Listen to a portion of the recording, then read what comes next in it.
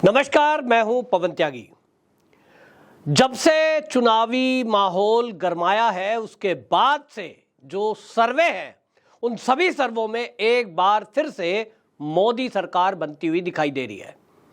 Bharatiya Janata party का 400 पार का नारा सभी सर्वे कह रहे हैं कि लगभग यही आंकड़ा अब सिद्ध होने जा रहा है। इस बार एनडीए 400 पार होने जा रहा है और इन्हीं आंकड़ों को देखते हुए विपक्षी दलों में भगदड़ मची है।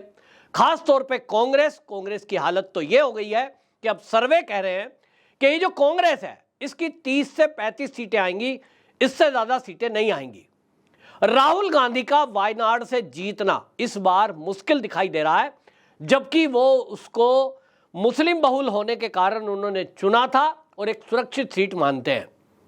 अब हालत यह है कि राहुल गांधी की स्थिति ऐसी हो गई है कि वो इस समय ये तय नहीं कर पा रहे हैं कि उनको जाना किधर है। हालांकि कुछ नेताओं ने कांग्रेस छोड़ते हुए ये बता दिया कि कांग्रेस की इस समय की मानसिकता क्या है और कई बड़े लीडरों ने इस कांग्रेस को अलविदा कहते हुए कांग्रेस के अंदर जो चल रहा है उसको उजागर कर दिया।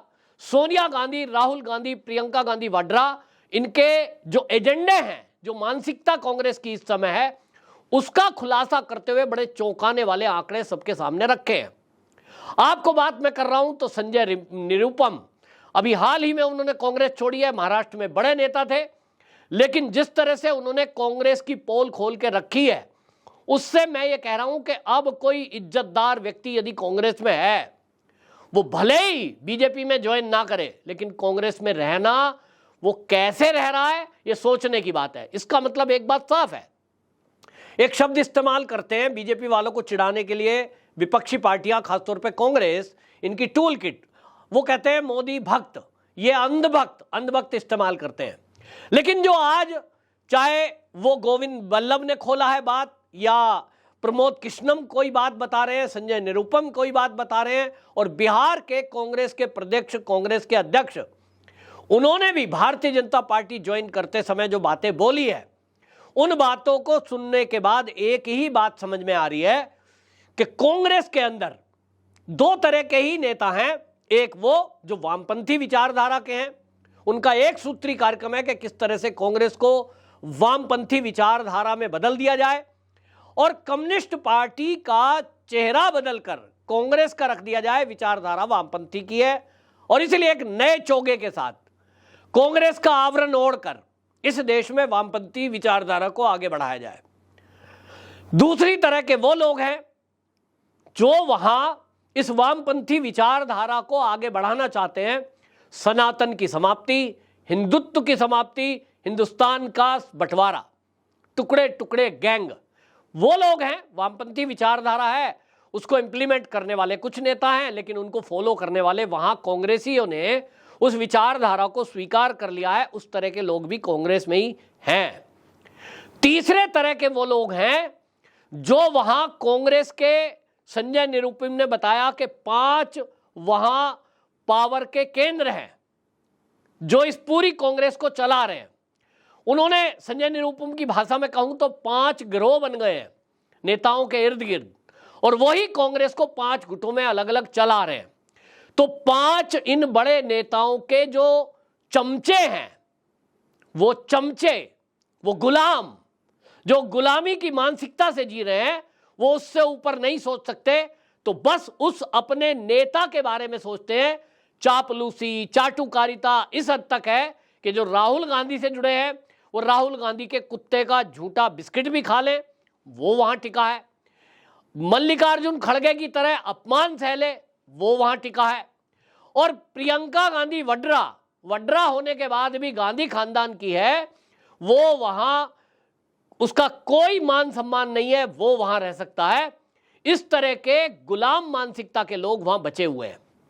ये मैं नहीं कह रहा हूं, ये कांग्रेस के वो लीडर बोल रहे हैं जो कांग्रेस छोड़कर वो या तो किसी अन्य दल में जा रहे हैं या भारतीय जनता पार्टी 1-2 नेताओं ने ज्वाइन की है।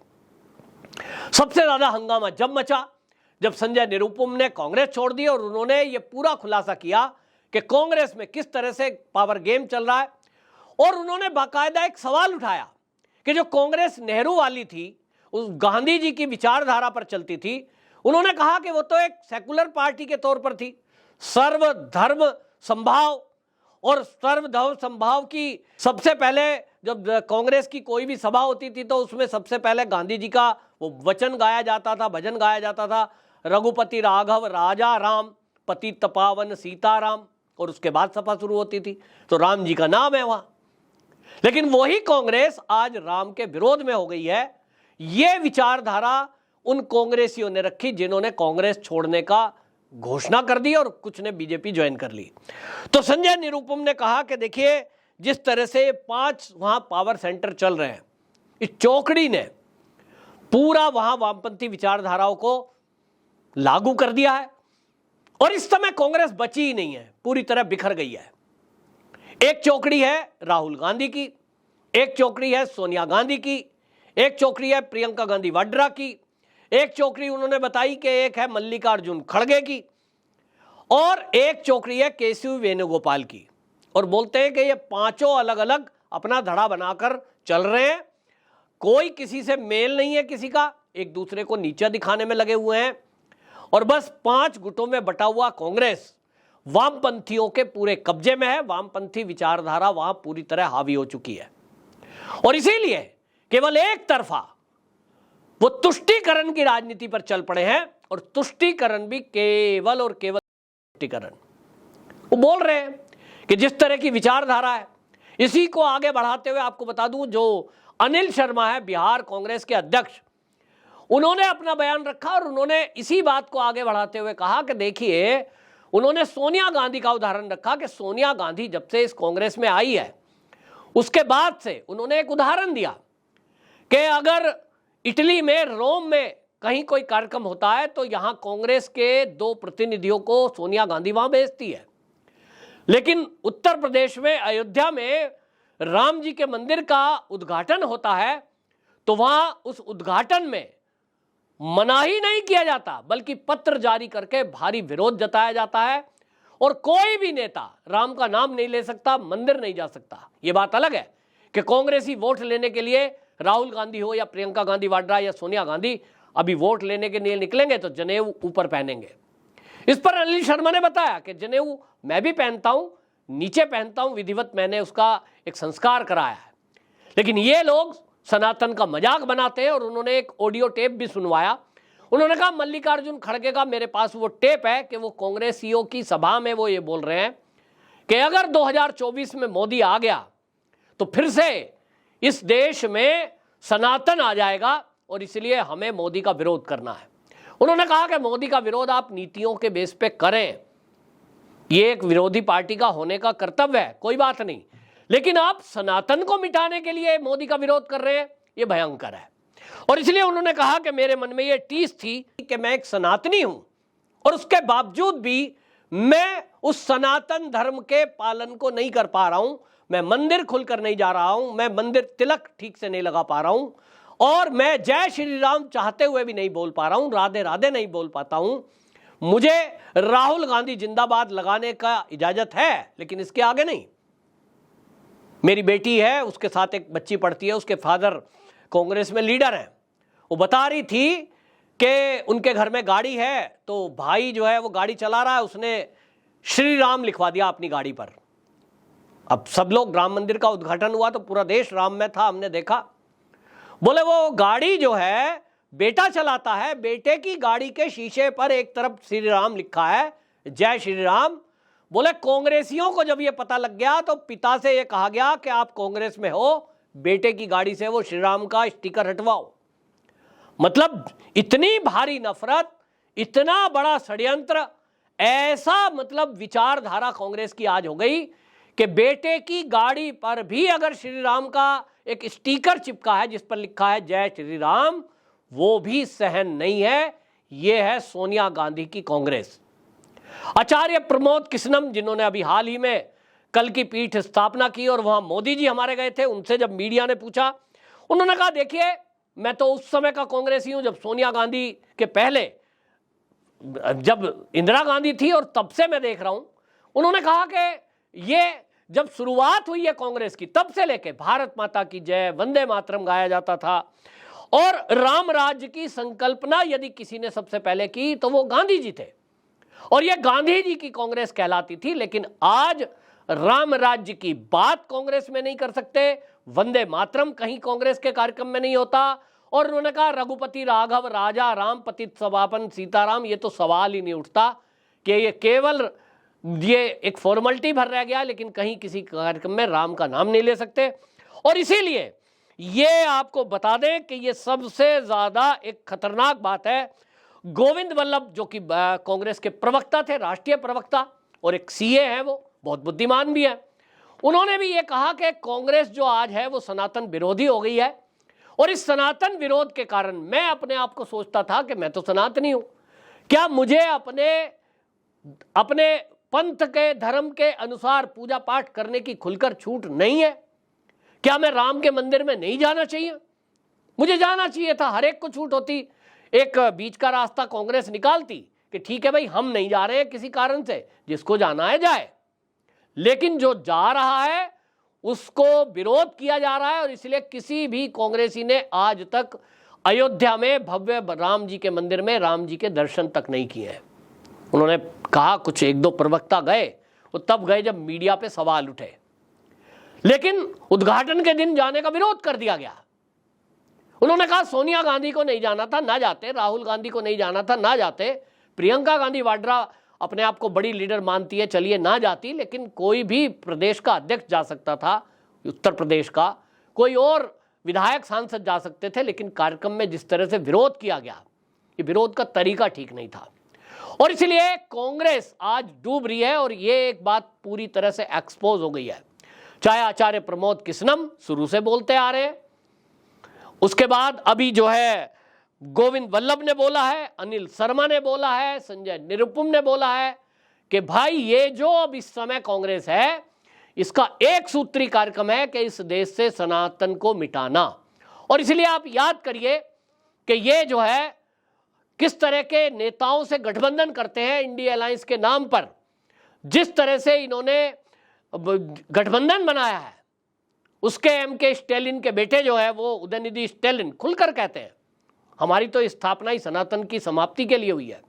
तो इनका गठबंधन भी उसी तरह की पार्टियों से है, उसी विचारधारा के लोगों से है, और एक सूत्री कार्यक्रम है। उसके बाद भी यदि कोई सनातनी, यदि कोई हिंदू इन कांग्रेसियों के कहने के बाद भी कांग्रेस में टिका है, तो फिर यह समझ ही लीजिए कि वो सनातनी नहीं है, वो हिंदू नहीं है, उसकी आत्मा मर चुकी है, वो इस गुलामी की मानसिकता को जीने का आदी हो गया है, जिसका कोई स्वाभिमान बचा नहीं है। और यही सवाल अब पूरा देश पूछ रहा है उन कांग्रेसियों से जो इन 5 जो केंद्र बताए संजय निरुपम ने, उनके पीछे खड़ा है, राहुल गांधी सोनिया गांधी के पीछे खड़ा है। जो स्वाभिमानी है वो अगले आने वाले कुछ दिनों में आप देखेंगे और लोग भी कांग्रेस छोड़ जाएंगे। इसके पहले भी भारतीय जनता पार्टी में कुछ कांग्रेसियों ने ज्वाइन किया है कांग्रेस को छोड़कर, जिसमें ज्योतिरादित्य सिंधिया है, आप देख लीजिए, आप हेमंत बिस्व शर्मा को देख लीजिए। कुछ लोग बीजेपी से सवाल करते हैं क्या बीजेपी वॉशिंग मशीन है कि जो कांग्रेस से या किसी दल से छोड़ के आ गया फिर वो दूध का धुला हो गया। भाई बीजेपी कहती है, सुधांशु त्रिवेदी से ये सवाल पत्रकार ने किया, तो सुधांशु त्रिवेदी ने सीधी बात की, उन्होंने कहा देखिए मानसिकता की ही तो बात है। एक कांग्रेस में रहकर राम का विरोध कर रहा है क्योंकि उसके ऊपर फाउंडेशन सोनिया गांधी, राहुल गांधी, प्रियंका गांधी वाड्रा की है कि वो राम मंदिर नहीं जा सकता, जय श्री राम नहीं बोल सकता। लेकिन जैसे ही वो बीजेपी में आता है, यहां शुरुआत ही जय श्री राम से हो रही है, वो खुलकर अपने विचार रख रहा है और वो सनातनी विचारधारा का व्यक्ति है, तभी हमारे साथ आ रहा है, क्योंकि हमारी भारतीय जनता पार्टी की आइडियोलॉजी बिल्कुल खुली है कि यहां राम के मानने वाले, राम के पूजने वाले, राम की बात करने वाले ही लोग हैं। जय श्री राम और भारत माता की जय से शुरुआत और वहीं से अंत होती है।